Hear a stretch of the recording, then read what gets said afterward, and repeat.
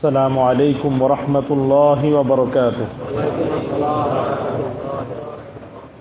الحمد لله رب العالمين، والصلاة والسلام على سيد الأنبياء والمرسلين وعلى آله وصحبه أجمعين ومن تبعهم بإحسان إلى يوم الدين. أما بعد، فأعوذ بالله من الشيطان الرجيم. بسم الله الرحمن الرحيم.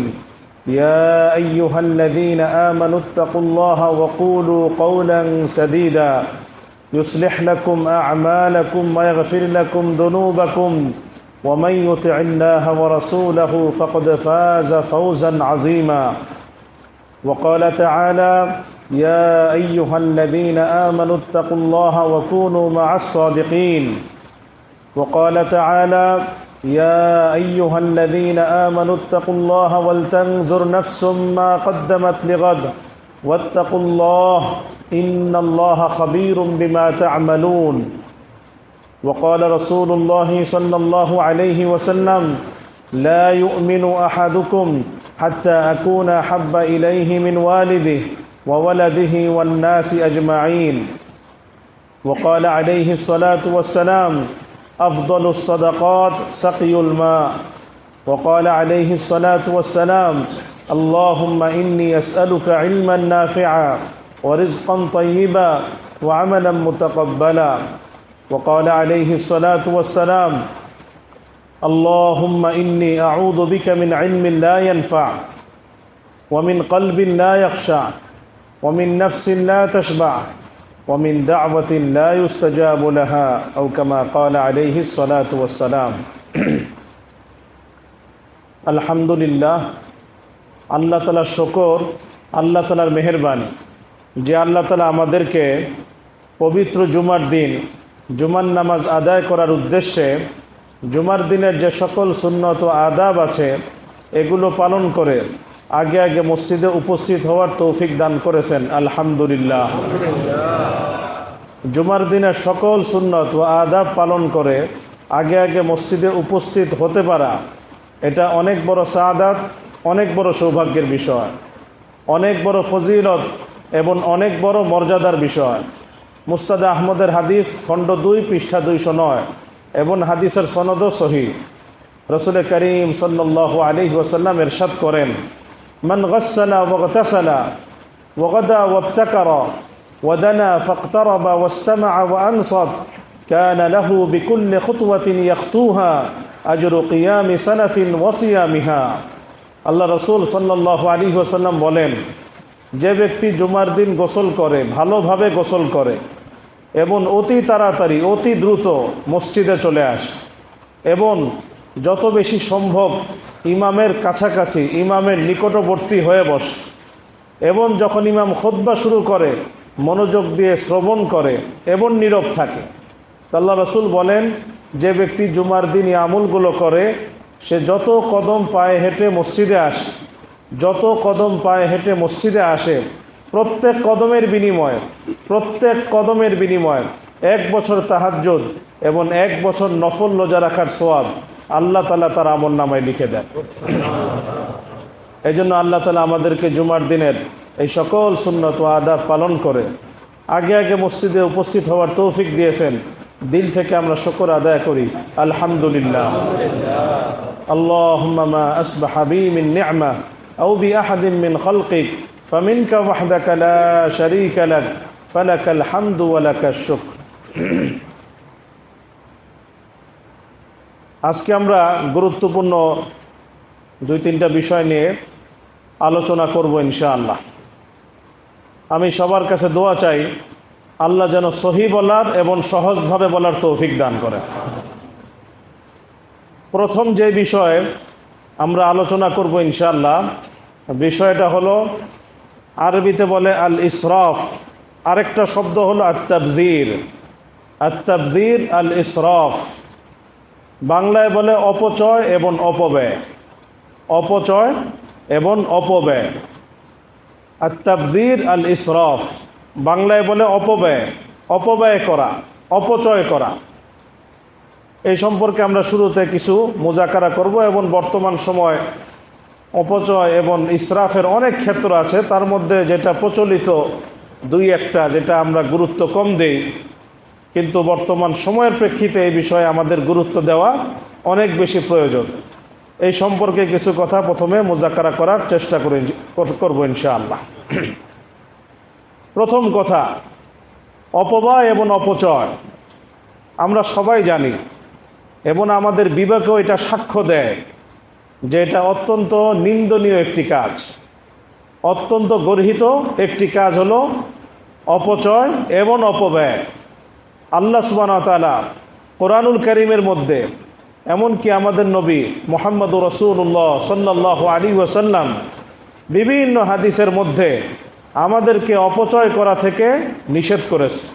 আমরা যেন অপচয় করা থেকে বিরত থাকি, এই কাজ থেকে যেন আমরা দূরে থাকি, আল্লাহ রাসূল সাল্লাল্লাহু আলাইহি ওয়াসাল্লাম আমাদেরকে সতর্ক করেছে।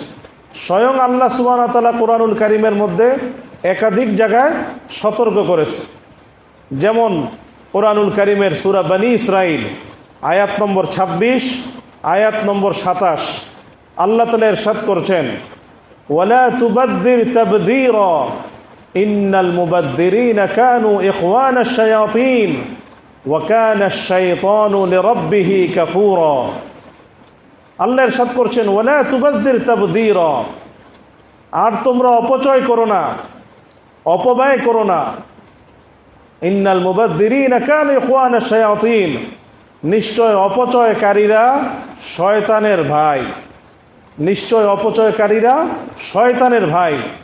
ওয়া কানা শাইতানু লিরাব্বিহি কাফুরা, আর শয়তান হলো তার প্রতিপালকের অকৃতজ্ঞ বান্দা, শয়তান হলো তার প্রতিপালকের অকৃতজ্ঞ বান্দা।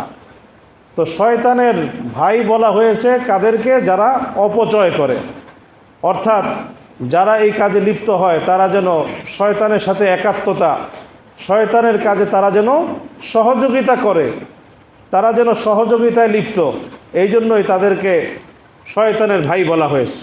এবং আল্লাহ সুবহানাহু ওয়া তাআলা এই নিন্দনীয় কাজ থেকে আমাদেরকে বিরত থাকার হুকুম করেছে। শুধু তাই না, আল্লাহ আরও বলছেন সূরা আরাফের মধ্যে 31 নম্বর আয়াত, ওয়ালা তুসরিফু ইন্নাল্লাহা লা ইউহিব্বুল মুসরিফিন, ওয়ালা তুসরিফু ইন্নাল্লাহা লা ইউহিব্বুল মুসরিফিন, তোমরা অপচয় করো না, তোমরা অপচয় করো না, নিশ্চয়ই আল্লাহ তাআলা অপচয়কারীদেরকে পছন্দ করেন না, নিশ্চয়ই আল্লাহ তাআলা অপচয়কারীদেরকে পছন্দ করেন না। এই জন্য ইসরাফ বা অপচয় এটা অনেক গর্হিত একটা কাজ, নিন্দনীয় একটি কাজ, এটা থেকে আমাদের সবার বিরত থাকা উচিত। আল্লাহ তাআলা এই গুনাহ থেকে, ইসরাফ থেকে, অপচয়ের গুনাহ থেকে যেন আমরা বাঁচতে পারি, আল্লাহ আমাদের সবাইকে তৌফিক দান করেন। ইসরাফ শুধু আমাদের ধারণা হলো এই ইসরাফ বা অপচয় শুধু টাকা পয়সার ক্ষেত্রে, সম্পদের ক্ষেত্রে আমরা মনে করি অপচয় এটা সীমাবদ্ধ। ইসরাফ বা অপচয় আমরা মনে করি এটা শুধু টাকা পয়সা, সম্পদের ক্ষেত্রে সীমাবদ্ধ, আমাদের ধারণা অনেকটা এমন। কিন্তু কোরআন এবং সুন্নাহর দৃষ্টিতে, ইসলামের দৃষ্টিতে ইসরাফ বা অপচয় এতটা সীমাবদ্ধ অর্থে ব্যবহৃত হয় না, বরং এটার পরিধি আরও ব্যাপক, আরও বিস্তৃত, এটার পরিধি আরও ব্যাপক, আরও বিস্তৃত। ইসরাফ এবং অপচয়ের ধারা উপধারা অনেক, এটার ক্ষেত্র এবং সুরত অনেক, কোনোটা স্পষ্ট হারাম, কোনোটা হয়তো মাকরু, অনেক ধারা। এক কথা, এটার অনেক ক্ষেত্র, অনেক সুরত আছে। যদি আমরা সংক্ষেপে বলতে চাই, আল্লাহর যে কোনো দান, আল্লাহর যে কোনো নিয়ামত, আল্লাহর যে কোনো দান, আল্লাহর যে কোনো নিয়ামতের অপব্যবহার করা, অন্যায় জায়গায় ব্যবহার করা এবং অনর্থক ব্যবহার করা, এই সব কিছু অপচয়ের অন্তর্ভুক্ত। আল্লাহর যে কোনো নিয়ামত, আল্লাহর যে কোনো দান, আল্লাহর যে কোনো দান, যে কোনো নিয়ামত, এটার অন্যায় ব্যবহার করা, অপাত্রে ব্যবহার করা এবং অনর্থক ব্যবহার করা, এই সব কিছু ইসরাফ, সব কিছু অপচয়ের অন্তর্ভুক্ত, সব কিছু অন্তর্ভুক্ত। যেমন আল্লাহ তাআলার অনেক বড় একটা দান, আল্লাহ তাআলার অনেক বড় একটা নিয়ামত, অনেক বড় দান, অনেক বড় নিয়ামত, সেটা হলো পানি। আল্লাহ তাআলার অনেক বড় দান, অনেক বড় নিয়ামত হলো পানি। পানি ছাড়া আমাদের জীবন চলতেই পারে না। আমরা এই কথা সব সময় শুনি, পানির অপর নাম জীবন, পানির অপর নাম জীবন। এই কথাটা কিন্তু কোরআন দ্বারাই প্রমাণিত। আল্লাহ বলেছেন ওয়াজআলনা মিনাল মাই কুল্লা শাইইন হাই, ওয়াজআলনা মিনাল মাই কুল্লা শাইইন হাই। প্রত্যেক এমন জিনিস যেটার মধ্যে প্রাণ আছে, জীবন আছে, সেটার মধ্যেই পানির উপাদান আছে। পানির মুখাপেক্ষী সে পানির মুখাপেক্ষী, তার মধ্যে পানির উপাদান আছে। তো আল্লাহ সুবহানাহু ওয়া তাআলা আমাদেরকে অনেক বড় একটা নিয়ামত দান করেছেন, পানি। এই পানি, এটার মধ্যেও আমি যদি আল্লাহর এই নিয়ামত অপাত্রে ব্যবহার করি, আল্লাহর এই নিয়ামত আমি যদি অনর্থক ব্যবহার করি, যেখানে প্রয়োজন নাই, জরুরত নাই, তারপরে আমি অনর্থক ব্যবহার করেই যাচ্ছি, এটাও ইসরাফ, এটাও অপচয়ের অন্তর্ভুক্ত। এই যে একটা হাদিস আমরা অনেকেই শুনেছি, সুনান ইবনে মাজার হাদিস, 425 নম্বর হাদিস। শেখ মোহাম্মদ আউয়াম হাফিজাহুল্লাহ উনি এই হাদিসের সনদকে হাসান বলেছেন। হযরত আব্দুল্লাহ ইবনে আমর রাদিয়াল্লাহু তাআলা আনহু উনি বলছেন, মাররা রাসূলুল্লাহ সাল্লাল্লাহু আলাইহি ওয়াসাল্লাম বিসা'দিন ওয়া হুয়া ইয়াতাওয়াদ্দা فقال ما هذا الصرف يا سعد؟ قال أفي الوضوء صرف يا رسول الله؟ قال نعم وإن كنت على نهر جار। আব্দুল্লাহ ইবনে আমর রাদিয়াল্লাহু তাআলা বলছেন, একবার আল্লাহ রাসূল সাল্লাল্লাহু আলাইহি ওয়াসাল্লাম হযরত সাদ রাদিয়াল্লাহু তাআলা আনহুর পাশ দিয়ে যাচ্ছেন। তো দেখলেন হযরত সাদ রাদিয়াল্লাহু তাআলা আনহু ওযু করছেন। ওযু করছেন। ওযু করতে হলে পানির দরকার আছে কি নাই? পানি ছাড়া তো ওযু করা যায় না। কিন্তু পানি ব্যবহার যে উনি করছেন, যতটুকু দ্বারা ওযু হয়ে যায়, দেখা যাচ্ছিল উনি এর থেকে আরো বেশি পানি খরচ করছেন, পানি ব্যবহার করছেন। আল্লাহ রাসূল সাল্লাল্লাহু আলাইহি ওয়াসাল্লাম সাদ রাদিয়াল্লাহু তাআলা বললেন, মা হাযা সরফ ইয়া সাদ? কি ব্যাপার সাদ, তুমি অপচয় কেন করছো? আল্লাহ রাসূল কি বলেন, তুমি অপচয় কেন করছো? কেন তুমি ইসরাফ করছো? কেন তুমি অপচয় করছো? তো সাদ রাদিয়াল্লাহু তাআলা একটু অবাক হয়ে গেলেন। উনি বললেন, আফিল ওযুই সরফ ইয়া রাসূলুল্লাহ, ইয়া আল্লাহর রাসূল, ওযু করতে গেলে যে পানি খরচ করছি, এখানেও যদি অতিরিক্ত পানি খরচ করি, এটাও কি অপচয়? এটাও অপচয়। উনি একটু অবাক হয়েছেন। উনি মনে করে ওযু করছে যে পানি বেশি যায়, যাক, অসুবিধা কি, এখানে অপচয়? আল্লাহ রাসূল সাল্লাল্লাহু আলাইহি ওয়াসাল্লাম বললেন, নাম ওয়া ইন কুনতা আলা নাহরিন জার। হ্যাঁ, এটাও অপচয়। এমনকি যদি তুমি প্রবাহমান নদীর তীরেও থাকো, প্রবাহমান নদীর তীরে বসেও তুমি যদি ওযু করো, তারপরও এটা অপচয়, তারপরও এটা অপচয় হবে। তো দেখেন, আল্লাহ রাসূল সাল্লাল্লাহু আলাইহি ওয়াসাল্লাম একজন ওযু করছে, পানি ব্যবহার করছে, ওযুর জন্য যেই পরিমাণ পানি প্রয়োজন উনি এর ক্ষেত্রে একটু বেশি ব্যবহার করছিলেন। আল্লাহ রাসূল সাল্লাল্লাহু আলাইহি ওয়াসাল্লাম এটা থেকেও নিষেধ করেছেন এবং বলেছেন এটাও ইসরাফ, এটাও অপচয়ের অন্তর্ভুক্ত, এটাও অপচয়ের অন্তর্ভুক্ত। তো এই জন্য এখান থেকে বোঝা যায়, শুধু ইসরাফ বা অপচয় এটা শুধু টাকা পয়সার ক্ষেত্রে না, যে আমার পকেটে টাকা আছে আমি সেটাকে বেহুদা কাজে খরচ করছি, অনর্থক কাজে খরচ করছি, শুধু এটুকের নাম অপচয় না, বরং আল্লাহর যে কোনো দান, আল্লাহর যে কোনো নিয়ামত, সেটার অনর্থক ব্যবহার এবং অপাত্রে ব্যবহার, অপব্যবহার, এই সব কিছুই ইসরাফ, অপচয়ের অন্তর্ভুক্ত, সব কিছু অপচয়ের অন্তর্ভুক্ত। আল্লাহ তাআলা আমাদের সবাইকে ইসরাফ থেকে, অপচয় থেকে বেঁচে থাকার তৌফিক দান করে। তো 3 নম্বর কথা হলো, ইসরাফের অনেক ক্ষেত্র আছে, অনেক প্রকার আছে, অনেক সূরত আছে। কোনোটা স্পষ্ট হারাম, কোনোটা মাকরু, কোনোটা কোনো রকম, কোনোটা অনুত্তম, অনেক ক্ষেত্র আছে। সব বিষয়ে বিস্তারিত আলোচনা করা আজকে উদ্দেশ্য না, সম্ভব না। আজকে শুধু আমরা ইসরাফ বা অপচয়ের 2টা ক্ষেত্র, 2টা সূরতের দিকে দৃষ্টি আকর্ষণ করব, যেদিকে সাধারণত আমাদের দৃষ্টি যায় না, এবং যেটাকে আমরা সাধারণত ইসরাফ বা অপচয় মনে করি না, খেয়াল করি না, গণ্য করি না।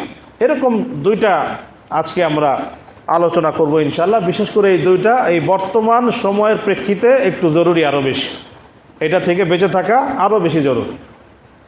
আমরা অনেকেই দেখছি যে গরম বাড়ছে, গরমের তীব্রতা বাড়ছে এবং বিভিন্ন জায়গায় আমরা দেখতে পাচ্ছি যে পানিরও সংকট দেখা দিচ্ছে।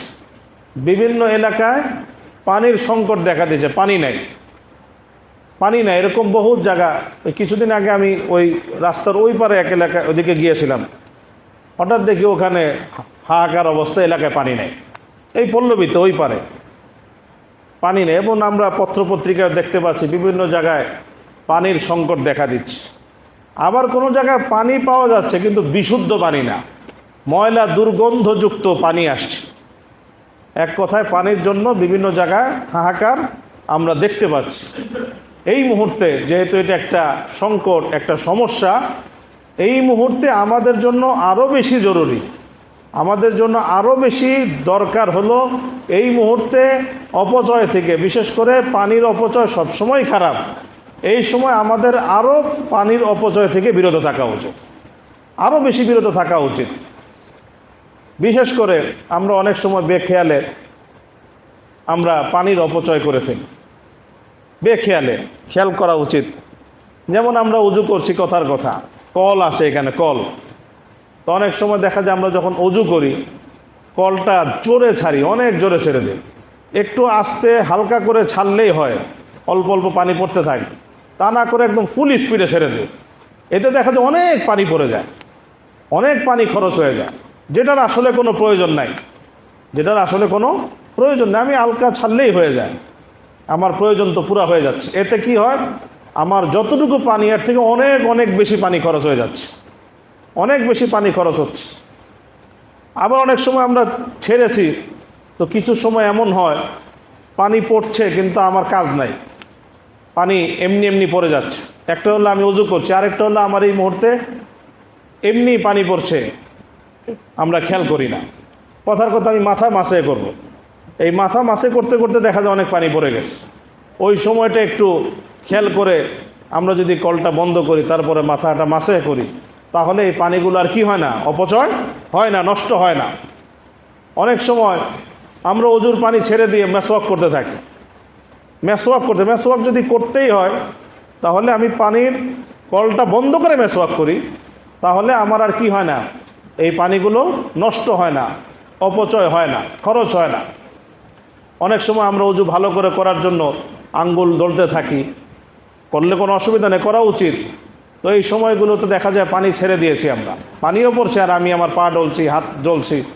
তো এই জায়গাগুলো সূক্ষ্ম সূক্ষ্ম কিছু জায়গা আছে, যে জায়গাগুলোকে আমরা গুরুত্ব দেই না, কিন্তু দেখা যায় এতে কিন্তু আমার দ্বারা ইসরাফ বা অপচয় হয়ে যাচ্ছে। অনর্থক আল্লাহর এই নিয়ামতের বেশি ব্যবহার, অপ্রয়োজনীয় ব্যবহার আমার দ্বারা হয়ে যাচ্ছে। তো এই জায়গাগুলো থেকে আমরা বিরত থাকার চেষ্টা করব ইনশাআল্লাহ। আল্লাহ আমাদের সবাইকে তৌফিক দান করে। এরকম চিন্তা করলে আরও অনেক কিছুই বের হবে। যেহেতু বিশেষ করে এখন একটা সংকট বিভিন্ন জায়গায় দেখা দিচ্ছে, এই সময় আরও বেশি পানি ব্যবহারে আমাদের সাশ্রয়ী হওয়া উচিত, আরও বেশি সাশ্রয়ী হওয়া উচিত। এতে আমি অপচয়ের গুনাহ থেকেও বেঁচে থাকতে পারবো, আমার কারণে আরেক ভাইকে কষ্ট দেওয়ার গুনাহ থেকেও আমি বেঁচে থাকতে পারবো, দুইটা থেকে আমি বেঁচে থাকতে পারবো। আল্লাহ আমাদের সবাইকে তৌফিক দান করে। আরেকটা ইসরাফ বা অপচয়ের আরেকটা বড় ক্ষেত্র, বড় সুরত, যেটার দিকে আমরা অনেক সময় খেয়াল রাখি না, যেহেতু সামান্য মনে হয়, খেয়াল করি না, কিন্তু এটাও ক্ষেত্র বিশেষে অপচয় হয়ে যায়।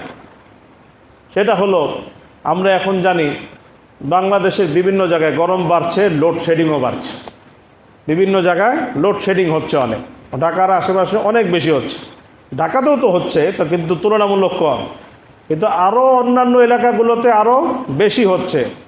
কোনো কোনো জায়গায় পরিস্থিতি অনেক ভয়ানক, অনেক ভয়াবহ। আমরা গ্রামগঞ্জে যারা আমরা আছি, আমাদের আত্মীয় স্বজন, আমরা খোঁজ নিলে জানতে পারব, খোঁজ নিলে আমরা দেখতে পারব যে অনেক লোডশেডিং হচ্ছে, বিভিন্ন জায়গায় সমস্যা হচ্ছে। এই মুহূর্তে আমাদেরকে আরেকটা জিনিস থেকে, আরেকটা অপচয়ের ক্ষেত্র থেকে সবসময় বিরত থাকা উচিত।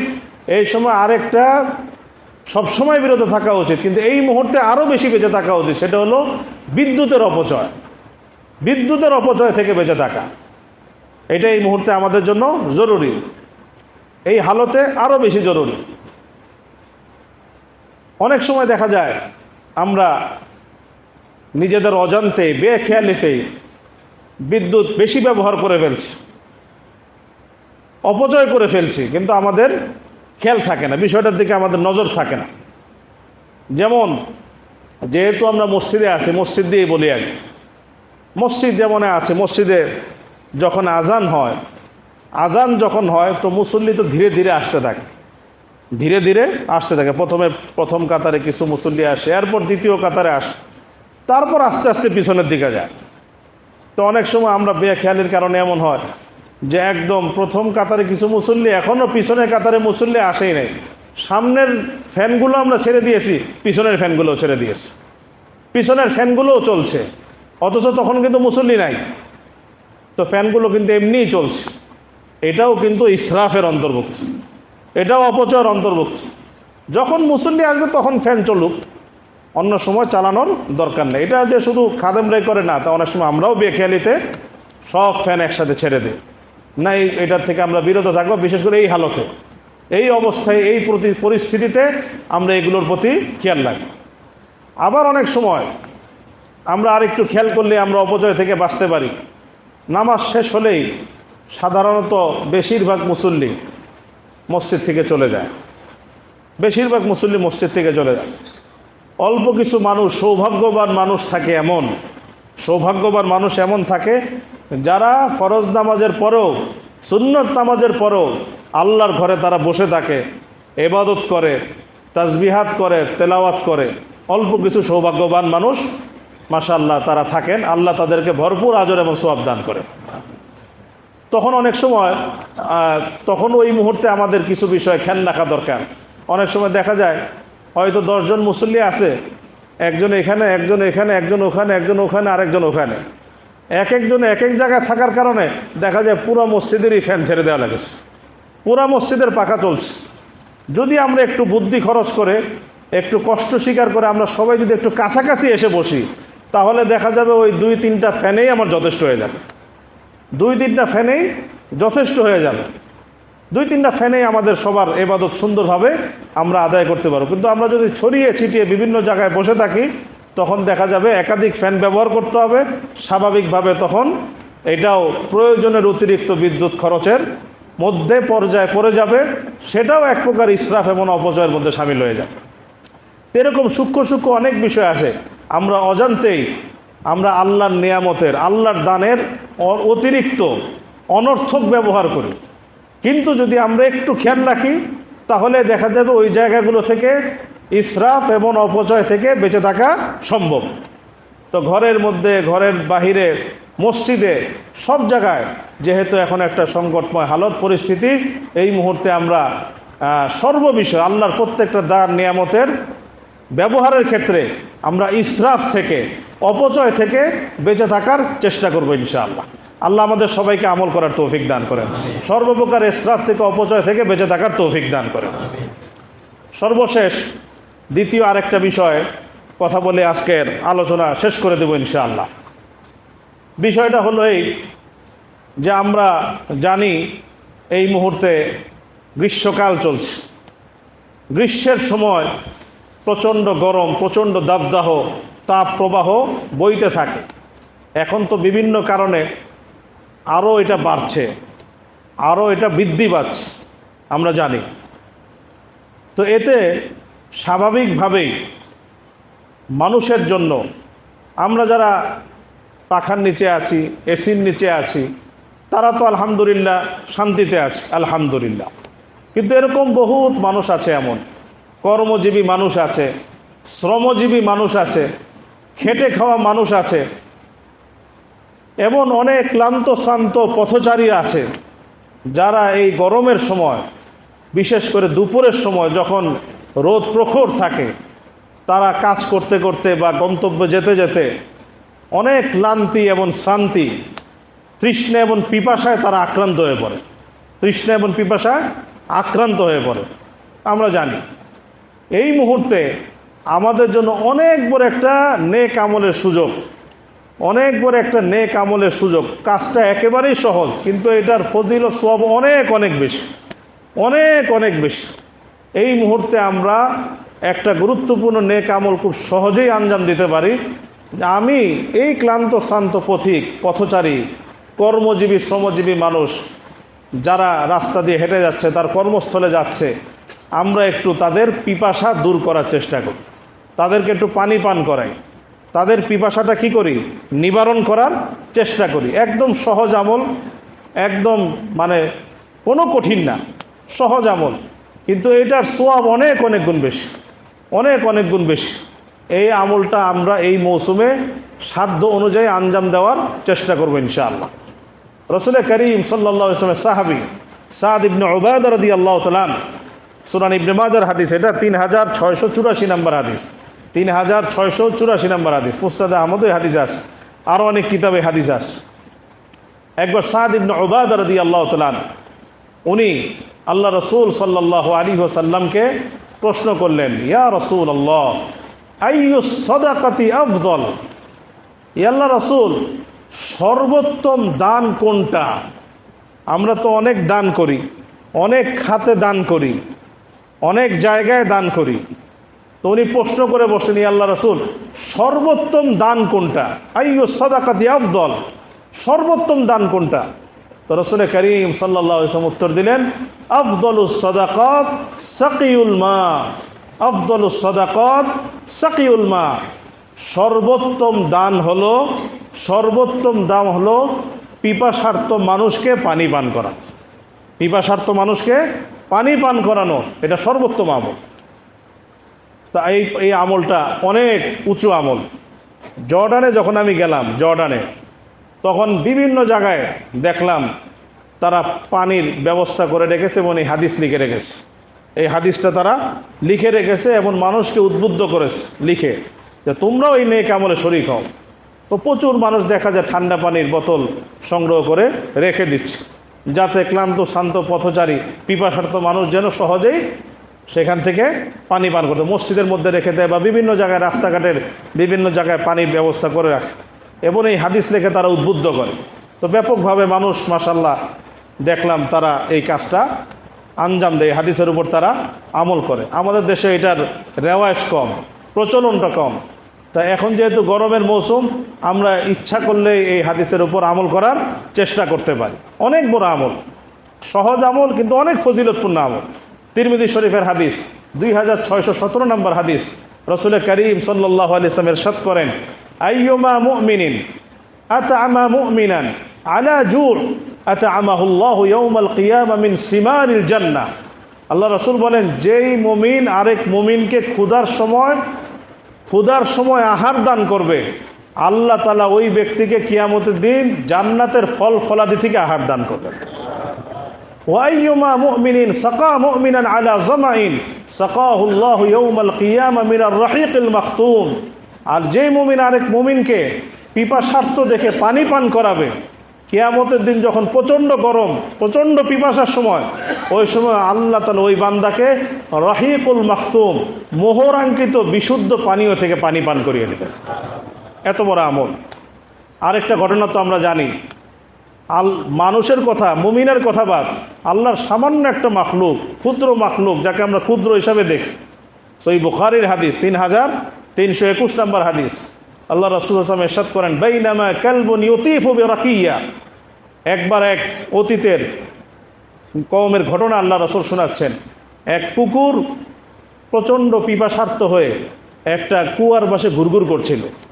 তার অনেক পিপাসা লেগেছিল, সে তো আর কুয়ায় নামতে পারছে না, ঘুরঘুর করছে। এই ধরো আইথু বাগিয়ুন মিন বাগায়া বানি ইসরাঈল, হঠাৎ বনি ইসরায়েলের এক বেশ্যা নারী, নষ্টা নারী, যে নষ্ট কাজ করে, কুকুরটাকে দেখলো। দেখে তার খুব মায়া হলো যে কুকুরটার পানি পিপাসা লেগেছে, সে ওনে পানি পান করতে পারছে না। ফানাজাআত মুকাহা, ওই বেশ্যা নারী কী করলো, তার পায়ের মোজা খুললো। ফাসাকাতহা, মোজা দিয়ে কুয়া থেকে পানি ভরে সে ওই কুকুরটাকে পানি পান করিয়েছে। আল্লাহ রাসূল সাহেব ইরশাদ করেন, ফাগাফারাহাল্লাহু বিহি, শুধু এই আমলের উসিলায় আল্লাহ তাআলা ওই বেশ্যা নারীকে মাফ করে দিয়েছে। সামান্য একটা কুকুরকে পানি পান করানোর উসিলায় আল্লাহ সুবহানাহু ওয়া তাআলা এই বেশ্যা নারী গুনাহ মাফ করে দিয়েছে। কত বড় আমল এটা! তাহলে আমি যদি মানুষকে পানি পান করাই তো এটা কত বড় আমল, কত সওয়াবের কাজ। এই জন্য এই মৌসুমে আমরা এই কাজটা করতে পারি। সাহাবায়ে কেরাম তো এমন ছিল, তারা নিজে পিপাসার্ত ছিলেন কিন্তু আরেকজনকে পানি পান করিয়েছে। আমরা ঘটনা জানি, ইয়ারমুকের যুদ্ধে হারিস ইবনে হিশাম, ইকরিমা ইবনে আবি জাহেল, আইয়াশ ইবনে আবি রাবিয়া, 3 সাহাবী আহত, জখম। পানির জন্য চিৎকার করেছে হারিস ইবনে হিশাম, পানি নিয়ে এসেছে। হঠাৎ আরেকজন ইকরিমা রাদিয়াল্লাহু তাআলা আনহু, উনি পানি বলে আহ করেছে, বলছে আগে তার কাছে নিয়ে যাও। যখন তার কাছে নিয়ে গেছে, আইয়াশ ইবনে আবি রাবিয়া পানির জন্য আহ করেছে পানি, উনি বলছে আগে উনাকে পান করা। তো উনার কাছে যেতে যেতে উনি শহীদ। দ্বিতীয় জনের কাছে আসতে আসতে উনিও শহীদ। প্রথম জনের কাছে আসতে আসতে উনিও শহীদ হয়ে গেছে। ওই জায়গাটা বর্তমানে জর্ডানের ওই যে গোলান মালভূমি, গোলান মালভূমি যেটা সিরিয়ার অংশ, ইসরায়েল দখল করেছে, ওই গোলান মালভূমির সাথেই বুহাইরা তবারিয়া, সি অফ গ্যালিলি, তবারিয়া সাগর, সেটা সামনে ইয়ারমুকের ময়দান। ওটা আমি দেখে এসেছি, ওই ময়দানটা দূর থেকে দেখে এসেছি, কাছে যাওয়া যায় না যেহেতু সামনে ইসরায়েলের সীমান্ত, এই জন্য। তো ওই ময়দানের ঘটনা এটা। তো যাই হোক, এটা আমাদের অনেক বড় ঐতিহ্য ছিল, সাহাবায়ে কেরামের অনেক বড় আমল ছিল। আল্লাহ রাসূল এই আমলের প্রতি উদ্বুদ্ধ করেছেন। আমরা সবাই এই আমলটা জিন্দা করার চেষ্টা করি ইনশাআল্লাহ। আল্লাহ আমাদের সবাইকে তৌফিক দান করেন। আমাদের দাওয়াত ওয়েলফেয়ার ফাউন্ডেশনের উদ্যোগে আগামী মঙ্গলবার ইনশাআল্লাহ পানি বিতরণ কর্মসূচি আমরা করব ইনশাআল্লাহ। আগামী মঙ্গলবার, গত মঙ্গলবারে হয়েছে, প্রায় 1000 পানি বিতরণ হয়েছে, 1000 পানি বোতল বিতরণ হয়েছে। আগামী মঙ্গলবারেও হবে ইনশাআল্লাহ। তো আমরা যারা অংশগ্রহণ করতে চাই, আমরা আগামী রবিবারের মধ্যে, আজকে শুক্র শনি রবিবারের মধ্যে আমরা অংশগ্রহণ করবো। হয় তানভীর ভাই নতুবা ইমাম সাহেবের কাছে আমরা দিব। সোমবার দিন আমরা ঠান্ডা পানির বোতল সংগ্রহ করে মঙ্গলবারে বিতরণ শুরু করবো ইনশাআল্লাহ। আল্লাহ আমাদের সবাইকে নেক আমলে শরীক হওয়ার তৌফিক দান করেন। ওয়া আখিরু দাওয়ানা আনিল হামদুলিল্লাহি রাব্বিল আলামিন। যারা সুন্নত পড়তে পারে না, সুন্নত পড়ে নেই।